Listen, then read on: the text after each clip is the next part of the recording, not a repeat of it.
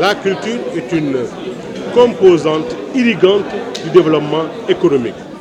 Plusieurs initiatives sont prises dans le cadre de la promotion des industries culturelles et créatives, notamment la création du Fonds de développement des cultures urbaines et des industries créatives, et aujourd'hui le lancement du projet incubateur d'entreprises culturelles pour une valeur de 1,3 milliard pour démarrer. Il va servir de haut lieu de sélection, de préincubation, d'incubation, de formation, de renforcement de capacité, d'encadrement, d'orientation, mais également de coaching de porteurs de projets, d'entreprises culturelles,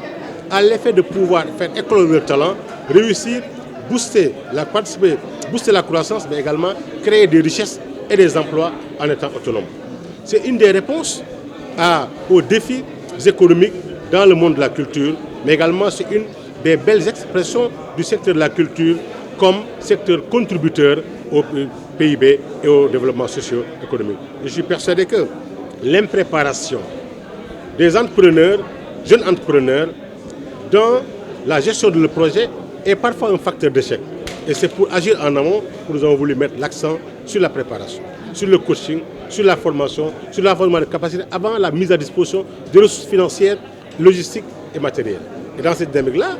les acteurs comprennent davantage qu'ils sont éligibles à tous les fonds qui sont au Sénégal, qui sont éligibles à beaucoup d'opportunités des partenaires du Sénégal, qui sont éligibles également à tous les autres fonds du ministère de la Culture et du patrimoine historique. Mais il faut une sensibilisation, il faut un encadrement. C'est ce à quoi cet incubateur va servir. Et je suis persuadé que nos partenaires au sein du gouvernement de l'État du Sénégal, nos partenaires étrangers, également les mécènes culturels et les sponsors vont nous accompagner dans cette belle dynamique qui est à la fois culturelle, économique et sociale. Le ministère de la Culture et du patrimoine est un ministère d'initiative, d'action et de série de mesures en permanence et au quotidien. Vous savez très bien que dans l'industrie cinématographique audiovisuelle, aujourd'hui, les séries télévisées sont devenues une des meilleures illustrations du talent et du génie créateur du Sénégal. Mais aussi un des éléments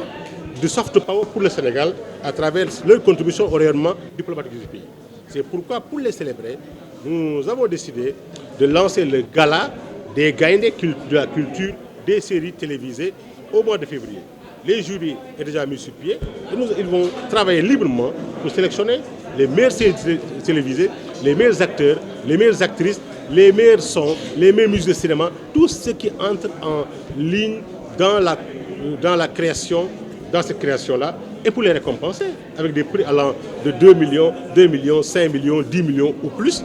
pour montrer, pour institutionnaliser cette forme d'Oscar des séries télévisées. De la même façon également, les infrastructures culturelles du ministère rattachées au cabinet également seront dotées de comités de gestion inclusivement composés pour permettre aux uns et aux autres de participer au contenu, aux orientations et autres, bien entendu. Et par ailleurs également, dans le cadre du renforcement de la coopération avec la Gambie, nous avons institué également un prix sénégambien du livre des mémoires, thèses et d'articles scientifiques, qui va être également, les lauréats seront sélectionnés dans les meilleurs délais. Le jury sénégalais est déjà composé, celui gambien composé par mon homologue, qui va se trouver dès la semaine prochaine à Toubacouta pour, bien entendu, choisir les nouveaux lauréats, qui reçoivent également des prix valant 10 000 $ chaque prix, bien entendu. Nous avons également pris un certain nombre de mesures pour le lancement officiel du nouveau fonds de développement des cultures urbaines et des industries créatives et qui sera géré de façon inclusive. Toutes ces questions-là font partie des dynamiques présidentielles à consolider et à mettre en œuvre de la meilleure des manières, en plus maintenant de tous ces grands chantiers qui sont lancés, dont aujourd'hui un des plus grands projets culturels d'Afrique de l'Ouest, d'Afrique même, c'est-à-dire le mémorial de Gorée, d'une valeur de 129 milliards qui vient d'être lancé, et la réception du mémorial Barthélémy Dias de Ziguinchor d'une dizaine de milliards. C'est pour vous dire, la culture bouge en dépit des aléas et des défis.